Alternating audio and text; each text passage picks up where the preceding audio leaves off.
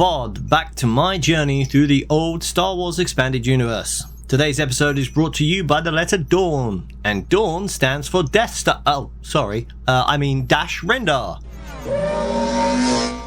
The gamers among you may recognise Dash from the acclaimed 1996 video game and accompanying novel, Shadows of the Empire, in which he was the playable character, your avatar in the Star Wars universe. What you may not know is that Dash had adventures both before and after the events crammed in between the Empire striking back and the Jedi returning. So without further ado, I'm Rooney, this is Auric Tazeric, and this is Dash Rendar. Dash Rendar was a human male from Corellia, born 29 BBY, known mostly as a smuggler and freelance gun for hire. He was described as tall and lean of build, with red hair and occasional short beard, green eyes and pale skin.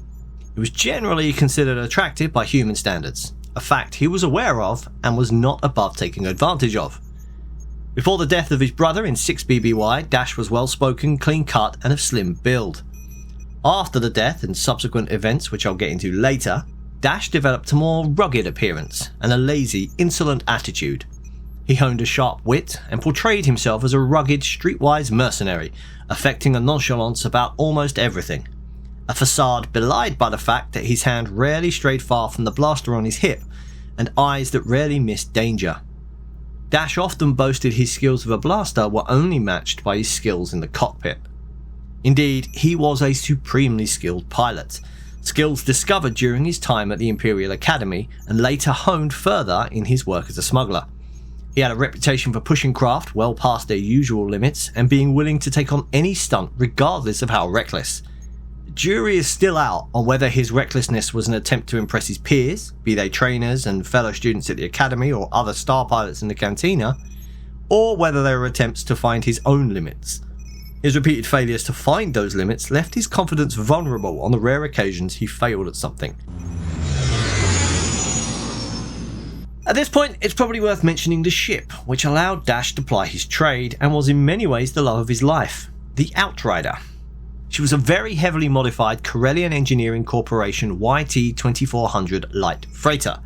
Dash reinforced the hull with additional armour plating, replaced the stock engines with military-grade ones, replaced the primary and backup hyperdrives, installed a stealth ECM package, and military-grade twin laser cannons, which themselves were then hand-tuned to increase range and firepower.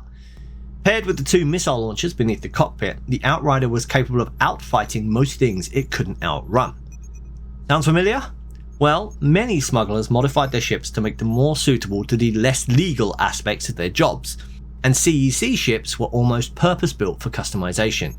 And far from avoiding the comparisons to a certain other famous YT series starship, Dash was known to claim that his Outrider was as well known as the Millennium Falcon. On a personal note, the Outrider is one of my favourite ships to have emerged from galactic history. Not quite as large or as fast as the Falcon, she was just as heavily armed, with that charming ECM stealth system, and, perhaps most importantly, she lacked the Falcon's habit of breaking down at the worst possible times. Dash was born on Corellia into a wealthy and influential family thanks to their shipping company, Rentrans. Dash and his older brother Stanton had safe and comfortable childhoods and were provided with the best educations money could buy. Stanton was keen to join the family business, but Dash yearned for freedom and adventure, and when he came of age, he opted to apply to the Imperial Naval Academy on Corellia, where he was accepted around 9 BBY. Soon enough, Dash's natural skills began to impress his trainers and fellow students, including future Rebel General Han Solo. He seemed fated for a successful career in the Imperial Navy, but events were unfolding unknown to him which would have profound impacts on his life. The head of the Black Sun crime syndicate, the Farleen Prince Zizor, had approached Dash's parents about Rentrans becoming a subsidiary of his own company, Zizor Transport Systems. The Rendars refused, and Zizor took steps to remedy the situation. A Rentrans transport prepping to leave Coruscant Spaceport was sabotaged, the plan being it would crash and damage the company and its reputation, forcing the Rendars to sell out to Zizor. The control system on the ship failed shortly after takeoff, and the ship crashed into the Imperial Museum.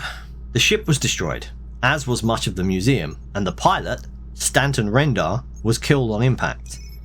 The Emperor was furious at the loss of Jedi and Sith artifacts stored in the museum and seized the assets of Rentrans and the Rendar family, which he then turned over to Xizor. Dash was summarily expelled from the academy and the whole family were banished from the core worlds. From then on, Dash nurtured a deep grudge against both the Empire and Black Sun. Little is known about how Dash survived the months immediately following his expulsion from the academy, but it appears he decided to make good use of the skills he'd developed and go into business for himself. Relocating to the corporate sector, Rendar set about establishing himself as a man willing to undertake difficult or dangerous jobs for the big credits, almost regardless of where those credits came from. During this time, Dash turned his hand to a number of different jobs, including smuggler, pilot, bodyguard, thief, mercenary and card shark, quickly making a name for himself as a hotshot pilot, something which was aided by him breaking the record for the Savari sidestep, a smuggling maneuver used to bypass the Imperial blockade of Sevakos II. During this time, Dash also met Lando Calrissian, whom he teamed up with for smuggling runs and con games, and Han Solo, who by this time had also been forced out of the Imperial Academy and turned the skills learned there to smuggling. It was also around this time that Dash came into possession of the Outrider. She was given to him by the Twi'lek crime lord Uncle Vanya to assist him with his work as a mercenary. However, Dash already had plans to focus on his smuggling work and began outfitting the ship to aid in those pursuits. He spent much of the money he'd accrued for previous jobs on outfitting the ship, but it was to prove a worthwhile investment, as the modifications not only paid for themselves time and again in successful runs, but also repeatedly saved Dash's life. Dash found himself a crew, namely the Nautolan Eden Vril as co-pilot and the Cybok Galactica LE series repair droid LEBO2D9, later known as Lebo, who was previously owned by the Rhodian comedian Kud Gurida, who sold the droid to Dash as part of his passage off Rhodia, but who sadly never made it to the rendezvous. It's worth noting here that there are conflicting reports about this period of Dash's life. Imperial Security Bureau files, for example, claim that Kud Gurida actually briefly served as Dash's co-pilot, and that the droid simply took his place when he died mere seconds into their first mission together. They also claim that the refitting of the ship was paid for by Uncle Vanya thanks to Lebo slicing the credit accounts, and that Vanya only forgave Dash and the droid after they saved his life during a corporate sector police raid. When asked directly about this period of his life, Dash was less than forthcoming, being evasive and preferring to leave it shrouded in mystery, which is very typical of him. Around 0 BBY, Dash had undertaken a spice delivery from the prison world of Kessel to the Hutt homeworld of Nal Hutta. Dash, in a characteristic display of bravado, and as part of the ongoing, mostly friendly rivalry between himself and Solo, decided he would attempt to break Solo's record for the Kessel run. However, as the Outrider approached an asteroid belt near the start of the run, known among those circles as the Pit, it was pulled from hyperspace by an Imperial Interdictor cruiser. During the ensuing fight, the ship was damaged, as was her primary hyperdrive. Using the backup drive, they were able to escape, and here Dash contentiously claims that he did in fact break Solo's record for the Kessel run. But then the backup drive failed shortly after, forcing him to limp to the nearest planet for repairs, Tatooine, and it was here that the Outrider received her upgraded hyperdrives. Unfortunately for Dash, hyperdrives are not cheap, especially the military grade ones Dash had in mind, so he and Vril took on a bodyguarding contract for the famous holostar Javul Charn. Allegedly, they were to protect the star from a stalker during her upcoming tour. Dash's reluctance to work as a bodyguard again soon faded when he found out how much the job would pay. It was soon revealed that the stalker was in fact a Black Sun Vigo by the name of Hityamun Chris, who Charn had broken off an engagement to, and whose illegal activities she had reported to the ISB, making her a target of both the Vigo and Xizor himself. Charn later revealed she was also a member of the Rebel Alliance, and was using her tour as a way to smuggle information past the Imperials. This led to lots of daring do, danger, and annoyingly for Dash, working with Han Solo and travelling around the galaxy on the Millennium Falcon. Despite Charn's efforts, Dash refused to join the Rebel Alliance, though he did start accepting jobs for the Rebels, mostly shipping food supplies to their far-flung bases. This would prove to be a stepping stone for work with the Alliance. 11 months after the Battle of Yavin, Dash attempted to steal the Hajj shipping line's luxury starliner, Star of Empire. The plan was to sell it to the Rebel Alliance, who could then convert the large vessel into a warship to aid them in their struggle against the Empire. Travelling under an assumed name, Dash planned to trigger an emergency evacuation alarm to clear the ship of passengers and crew, then simply fly it away and make contact with the rebels. Unfortunately, it appeared someone else beat him to it, as that's exactly what happened. After encountering the only other remaining passengers, the young Aranda siblings Tash and Zack, they discovered that the ship's artificial intelligence, named Sim, had been infiltrated by an ISB infiltration program being tested on the Star of Empire, and which had gotten out of control. Intent on murdering any remaining biologicals on board, Dash was forced into an alliance of necessity with the Arandas, their shape-shifting uncle, surviving crew members, and the Imperial agent who had introduced the program in the first place. Though there was a heavy toll taken on the survivors, none of the ship's crew survived and Dash himself was injured several times, they managed to escape the rampant AI, and Dash used the Outrider to disable the ship with some precision shooting. Once it was disabled, he contacted the Rebel Alliance and was able to secure the sale of the vessel to them after all. Following the sale of the Star of Empire, Dash seems to have drifted closer and closer to the Rebel Alliance, despite his claims that he was not interested in taking sides, and was only in it for the money. Now, does that sound familiar? He took several jobs for the Alliance, including using his more legitimate jobs, such as transporting the swoop racer Kimi Chyla, to smuggle war material and information to various rebel groups across the galaxy. During this time, he worked alongside Rebel Commander Luke Skywalker, the two fighting alongside each other against Prince Zyza and his lethal human replica droid Guri during one mission. Dash's involvement came to a head during the Battle of Hoth. Dash had earned the Rebels' trust to the point that they felt comfortable trusting him with the location of their hidden base on the frozen planet of Hoth, where they'd been hiding since a successful attack on the Death Star to avoid Imperial retribution as the Empire scoured the galaxy for them. Unfortunately for Dash, this meant that he was on planet with the Outrider sat in one of the docking bays when the Empire attacked Echo Base. Though his cargo, which in this instance was food supplies and a number of blaster rifles, had already been unloaded, Dash opted to stay and assist the rebels in delaying the Empire long enough for their evacuation transports to get clear. Dash would later reason that the only reason he did it was because he was still being paid, but reuniting, however briefly, with Han Solo, who was also becoming increasingly involved in helping the Rebel Alliance, can't have worked against his decision to stay. He was never one to be outdone, especially by Solo. At Solo's recommendation, Commander Luke Skywalker temporarily accepted Dash into Rogue Squadron, assigning him one of the spare T-47 airspeeders, now colloquially referred to as Snow Speeders after their heroic defense of Echo Base, and the call sign Rogue 12. Even without a gunner assigned, Dash performed well, even helping to bring down one of the advancing AT-ATs. Upon being recalled to the base, Dash was forced to fight his way through the snowtroopers that had breached it in order to get back to the Outrider.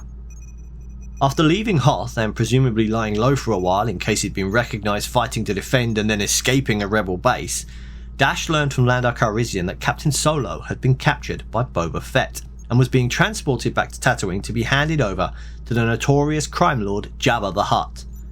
He also learned that Leia Organa was willing to pay for help in rescuing Han from the bounty hunter, and agreed to take on the job as a favour to Lando, who was already working with the princess after his lapse in judgment at Cloud City.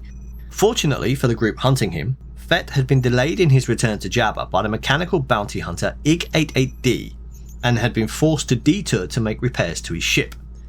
Betting that IG-88D would know where Fett had gone, Dash followed him to Ord Mantell, where the droid bounty hunter attacked Dash, perhaps assuming that he was also going to try and take Solo from Fett and wanted less competition in doing so. Dash succeeded in defeating him in a firefight, but not before he learned that Fett was on his way to the Imperial Enclave on Gaul. After arriving at Gaul, Dash infiltrated the facility, located Fett, confronted him and survived, managing to inflict more damage on Fett's ship, Slave 1, and leaving the feared Mandalorian hunter temporarily stuck on Gaul. Dash called Calrissian to give him Fett's location, and after leaving the planet, he rendezvoused with the rescue forces, which now included not only Calrissian and Leia in the Falcon, but Luke Skywalker and Rogue Squadron, Rogue Squadron staged a diversionary attack against the Enclave's 2 Star Destroyers, whilst Dash used the Outrider to guide the Falcon to Fett's location. Minutes before reaching the shipyard Fett was using for repairs, Dash broke off, wished the others well, and returned to the staging post set up for the raid, explaining to an angry Luke Skywalker that he had only been hired to guide the others, not to fight, and that was exactly what he'd done. Soon after, the Falcon returned to inform them they'd been unable to prevent Fett escaping with Solo still on board. Despite their annoyance at Dash, a recent attempt on Skywalker's life left Leia concerned, so she hired Dash as a bodyguard for him. This led to Dash following Luke to Tatooine as he waited for Fett to arrive to deliver Han. There, he tangled with a swoop gang intent on killing the fledgling Jedi, and ended up fighting alongside him once again. They then received an urgent message for Leia regarding plans for a secret military construction project undertaken by the Empire. Unbeknownst to the rebels, this was the second Death Star.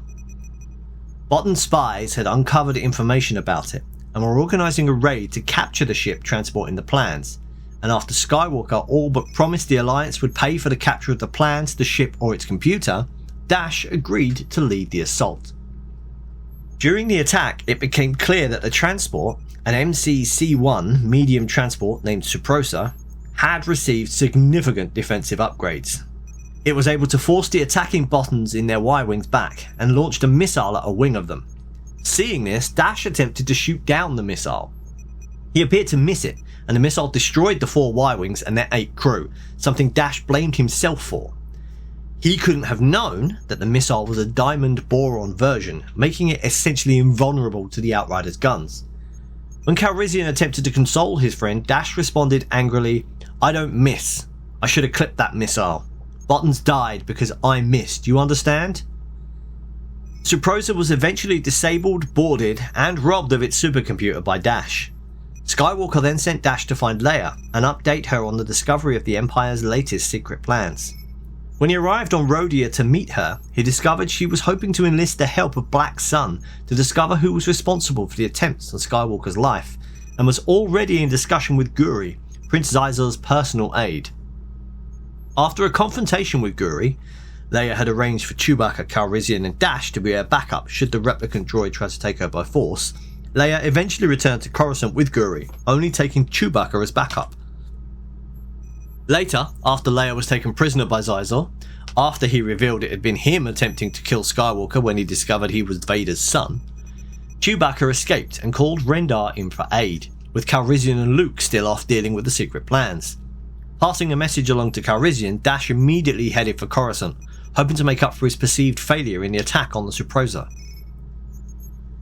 Sneaking into Coruscant and making use of some criminal underworld contacts, Dash was reinforced by the newly arrived Chewbacca, Skywalker and Calrissian. After bribing an engineer, who later attempted to betray them, they made it through the sewers and into Zyzor's palace. After rescuing Leia, a confrontation with the head of Black Sun followed, during which Skywalker used a thermal detonator to facilitate their escape, and the destruction of the palace shortly afterwards. Using the Millennium Falcon to escape and return to his own ship, Dash was dragged into a 3-way battle. The Outrider, the Falcon, and the recently arrived Rogue Squadron on one side, Zyzor's Black Sun forces and his skyhook, Zyzor's Fist, on the other, and later in the fight, Vader, aboard the Star Dreadnought Executor and its complement of TIE fighters. During the battle, the skyhook was destroyed, Black Sun's forces were decimated, and Zyzor was killed. As Dash and the rebels were making their escape, Dash realised he still did not want to formally join or align himself with the Rebel Alliance, and that for his part in Zyzor's death and the attack on Black Sun, he would now be a target for reprisal by the crime syndicate. The heavy debris field surrounding the battle site presented him an opportunity. A large piece of debris drifted into the path of the Outrider, and rather than avoiding it, Dash waited until the last second to take the ship into hyperspace, leading those aboard the Falcon to believe the ship was destroyed and Dash dead. After faking his death, Dash lay low for some time. Sporadic sightings of him or the Outrider were never confirmed by the Empire or the New Republic that replaced it. Sometime around 4 ABY, Dash teamed up with Guri, Zyzor's former aide, bodyguard and assassin, after she had her assassin programming wiped, and then worked alongside the New Republic agent Kyle Katarn on a mission for the New Republic, although under assumed names. Later still, Dash saw the potential for the human replica droids and worked with Guri to set up Onodak's droid technology to produce new human replica droids, even managing to adapt Searook entekment technology to enable the transfer of a human mind into one of the droids. The first of these replicas was a recreation of Dash's brother Stanton, who later went on to oversee ODT after Guri and Dash went their separate ways. During the Yuuzhan Vong War, there were numerous reported sightings of Dash and the Outrider, even though most still believed him dead. If the reports are to be believed, Dash worked throughout the conflict to sabotage the efforts of the Yuuzhan Vong collaborators known as the Peace Brigade. Now, in the real world, the character Dash Rendar was a creation of necessity. Shadows of the Empire took place in between The Empire Strikes Back and Return of the Jedi, meaning that Han Solo, the roguish, dashing smuggler, was firmly frozen in carbonite. This left the protagonists short a key element in their group, one that counterbalanced Luke's naivety and Leia's optimism. They needed someone more jaded and a little more capable with a blaster, but not a carbon copy of Solo. Whereas Solo was the smuggler, Dash had more of a fighter pilot swagger about him. As part of the Shadows of the Empire multimedia project, which was once described as all the parts of a major film release but without the film, Dash was featured in the novel, comic book series, and was to play a character in the N64 and PC game, and had his own action figure. After his appearance in the Shadows of the Empire project, Dash has appeared in several comics and novels, as well as references in video games, and the Outrider even made it into the special edition releases of the original trilogy, taking off in the background as Luke's speeder arrives at Mos Eisley. And it's worth noting that the depiction of Dash in this episode is a merging of the novel, comics, and video game, as, especially for Shadows of the Empire, there are some fairly big differences between the sources, so I've kind of merged them together and picked out the best bits. So that was Dash Rendar, someone I would love to see more of in Star Wars, and he was rather dashingly representing the letter Dorn. As ever, I would recommend getting your hands on some of the novels featuring Dash, and if you're a gamer, especially if you're into retro gaming, get a copy of the Shadows of the Empire game, you will not regret it. But until next time, may the Force always be with you.